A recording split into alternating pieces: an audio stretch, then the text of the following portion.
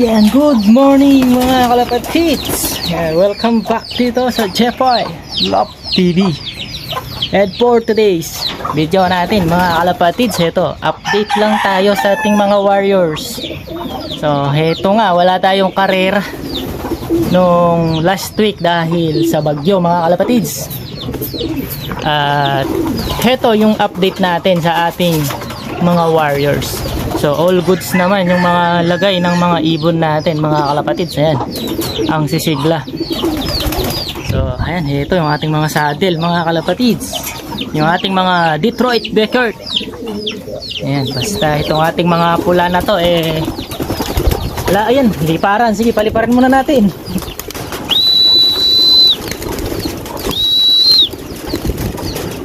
Ayan, sige, paliparan na muna natin mga kalapatids. Excited lumipad dahil ayan, nakapahinga sila ng matagal-tagal dahil nga walang karera mga kalapatids. At nag-cancel yung mga club natin dahil sa bagyo. So bali bukas is resume na ng ating mga karera mga kalapatids. At loading day na bukas. At release naman natin is sa Miyerkules. So sana tuloy-tuloy na yung magandang panahon. At heto nga pala yung ating bagong mga warriors dito. Yung ating mga YB. Heto, yung nilipat ko na yung mga anak ng lap winner natin. At suddenly mga kalapatid, yung isa overfly kagad. Sayang, nakabanded yun ng kosa. Heto yung kapatid nito. Kamukhang kamukha nito. So kahapon pinapakain ko sila. Bago ko sila nilipat dito sa loop na malaki, sumibat bigla dun sa ating breederan mga kalapatids. At ayun, overfly ka agad. Ang lakas mga kalapatids ng ibon natin na to, nung kapatid niya.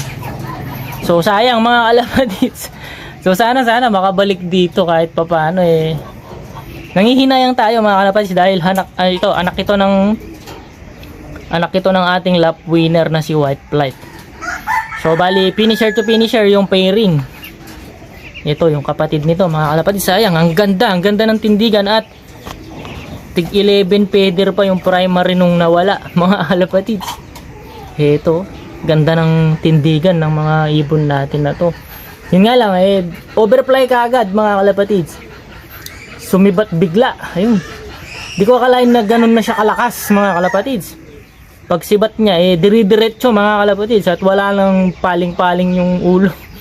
Diretso ka agad, sibat ng malayo.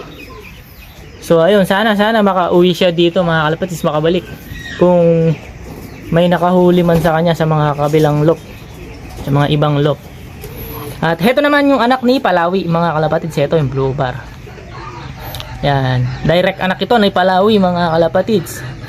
At ng ating Colson, finisher naman natin ng Lawag. And then si Palawi, finisher natin siya ng Santa Ana, Cagayan. So finisher to finisher din yung pairing ng blue bar na to, yung mga magulang. And then ito namang isang White Flight. Ito naman is banlun natin. Yung partaker natin ng MM sa Kosa, partaker ng Matira Matibay. So Katbalogan nawala yung ating si Blue Bar Liit. So bali yung kapatid ni Blue Bar Liit, yung messmate niya mismo, heto yung tatay. So bali banlun din yung lahi ng ating ibon na to. So banlun, kinross ko siya sa ating Bastin naman. So ito, Bastin cross banlun, itong ating isang YB na to. And then yung ating yung isang White Flight, ayun, anak naman ng ating lap winner ng San Narciso, Quezon. And then cross naman siya sa Claveria finisher na banlun din mga kalapatids. So bali majority banlun yung ating mga warrior dito. At heto naman si Palawi mga kalapatids. Ayan, so molting season sila mga kalapatids. Heto yung ating ibon na si Palawi, yung ating Santa Ana, Cagayan finisher sa Palawi Island. Ayan, napakaganda mga kalapatid. So si Palawi is after molting, isasalang ko siya ng siguro by September mga kalapatids, pagka okay na yung balahibo niya, isasalang natin siya for breeding. At ipaparis naman natin siya sa ating stop band rate. So magbubuo tayo ng mas mabilis na ibon para sa mga pan-race at pampuling mga kalapatids. At heto naman yung ating si Big Boy. Ito, ginawa natin ng yung kanyang bahay mga kalapatids. Ito. Bali, para maging territorial siya, yan, ginawa natin siya ng widow box. Ayan, sana maging maganda na yung kanyang pagpapasok. Pag uwi niya, yung maganda, diretso na siya dito. So sa bali bukas, itatry natin na lagyan ng pampatapang yung asawa niya. So itatry natin sa ganong sistema. Titingnan natin kung bibilis na itong ating warrior na to na pumasok. So sa pag-uwi, yun nga, wala tayong problema. Mabilis siyang umuwi. Kaso, tumagal siyang pumasok. So yun yung naging problema natin sa kanya. So ayan, si Big Boy natin. At heto rin mga kalapatids. Heto, naglagay na tayo ng super trap natin dito. So para pag uwi ng mga warrior natin hindi na natin sila hahabulin dito sa loob. Dahil nga parang natutroma sila pagka hinuhuli natin at kukuhanin yung sticker. So parang ganun yung nakakatroma sa kanila. Parang si Palawi dati mga kalapatids, ganun din siya, ang bilis niya. Tapos nung mga yung huli na, yung mga lately na nakakarera natin ang tagal na niyang pumasok dahil parang natroma na nga siya mga kalapatids. Dahil pagkapasok huhulihin natin. So ayun, ito na lang yung ginawa natin, super trap. So pagpasok nila, dito na lang natin sila kukuhanin. So ganito lang, ilalak lang natin mga kalapatids bago sila dumating. And then pagdating nila, dito na lang, hindi na makakaalis. So ayan, ito yung mga bago sa ating loft itong mga nakaraang araw mga kalapatids. Dahil yun nga pahirapan siya papasukin. So sana sa susunod pumasok na siya kagad. Dahil ang dami niyang sinasayang na oras. So ayan mga kalapatids. So maglilinis na rin tayo ng loft paglabas nitong ating mga warrior na to. At ito nga pala, may isa kayong nagbabalik nung nakaraan, hindi natin na-vlog. Ito yung ating warrior ng BBC. Ito. So bali full sibling ito ni Big Boy mga kalapatids. So warrior ito ng BBC itong nakaraang season. So sayang nga lang, yung Urdaneta training natin hindi siya nakauwi mga kalapatids. So bali nakauwi siya nung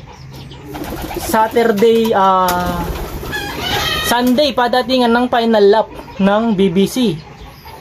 So dun siya dumating mga kalapatids. Sunday nga ba yun umaga or Saturday ng umaga before releasing ng BBC finals, yung final lap. So ayun mga kalapatids, Urdaneta yung naalala ko na last toss niya. Doon siya nawala. So di natin alam ba siya nawala nun mga kalapatids. Okay naman yung kanyang kondisyon dati. So yun, napakahiwaga talaga karera. Kahit napakaganda ng kondisyon ng ibon yun, hindi maiwasan meron talagang hindi umuwi. Pero ayun, luckily mga kalapatids, thankful tayo at nakauwi. Maaring na nakaalpas dun sa nakahuli sa kanya. So ayun, so ilalaban natin siya sa mga susunod na karera mga kalapatids. Sa BBC pa rin natin siya ilalaban. So patapusin lang natin yung kanyang molting. At heto naman yung ating isang gwapong blue bar. Heto is pampuling din natin mga kalapatids. Anak naman ito ng ating Huben, yung ating US bird. Huben cross sa Bastin din mga kalapatid. Yan mga kalapatids natin, ito Bastin cross Huben. So speed bird din yung ating ibon na to. So ayan mga kalapatid, so konting update lang dito sa ating mga warriors.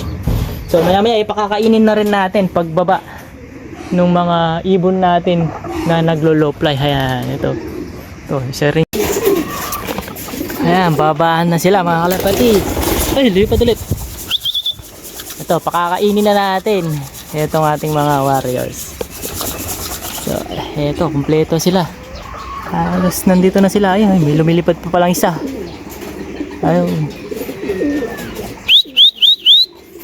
Hindi sa atin, dire-diretso. Ayan, eto, kumpleto na yung mga warriors natin nandito. Ayan, baba, baba, baba. Ayan, pakainin na natin mga kalapatids. Ayan, papasukin na natin. Ayan, dito, dito. Pasok, pasok.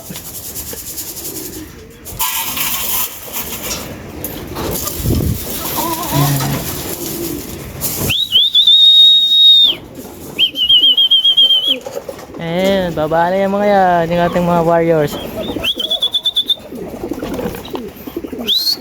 Pasok, pasok, pasok, pasok, kain. Ayun, nauna na yung mga sisiw, mga kalapatids. Ayun, takaw. Ayan, masisigla na. Ayan, pag nakita yung mga warriors natin, pasukan na rin yan. Ayan na, ayan na, ayan na.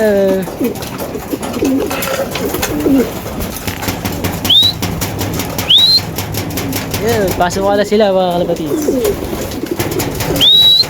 Ayun, babaan na rin yung nasa taas. Ayan, pagka ganitong training lang, mabilis yung mga warriors natin. Pagdating na sa laban, tumatagal. Ayan. Ayan, kain lang, kain. So, bali, 40 pieces na lahat yung nandito mga kalapatids. Dito sa ating flyer slope. So, ayan, all goods na yung mga warriors natin, mga kalapatids, kumakain na. And dito ko na muna tatapusin yung video natin mga kalapatids. Abang-abangan natin yung ating mga susunod na karera. So, ayan, please like, share, and subscribe mga kalapatids. Jepoy Love TV. Ayan, mag-comments na rin kayo. And good luck sa lahat ng may karera. And congrats sa lahat ng nakapagpauwi na. Ayan, ingat lagi mga kalapatids. Bye-bye.